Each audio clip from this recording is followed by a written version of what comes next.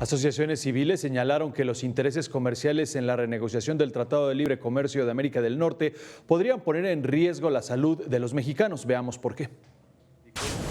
Integrantes de la Alianza por la Salud Alimentaria denunciaron que en la renegociación del Tratado de Libre Comercio de América del Norte hay una iniciativa por parte del equipo negociador de Estados Unidos encabezado por Jamieson Greer y por empresarios mexicanos que establece la prohibición para tener etiquetados frontales de advertencia en alimentos y bebidas no saludables. La denuncia se hace en medio de los problemas de salud que tiene nuestro país en estos rubros.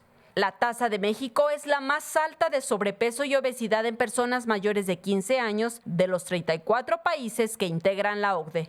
En la práctica, esta propuesta pondría un obstáculo a la implementación de una de las políticas que más beneficios está demostrando en el combate al sobrepeso y la obesidad, enfermedades que en México se han declarado emergencias epidemiológicas. Por su parte, Julio Salazar, asesor jurídico del Poder del Consumidor, aseguró que esta iniciativa excede los límites de un acuerdo comercial violando el derecho a la salud.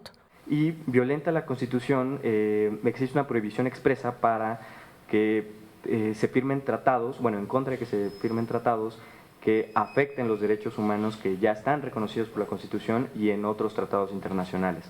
Plantearon la necesidad de que en la renegociación del TLC se retire la discusión del etiquetado frontal de advertencia en alimentos y bebidas no saludables.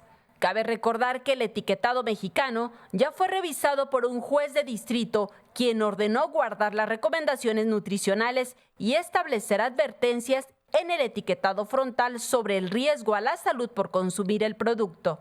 Saray Mariscal, 21 Noticias.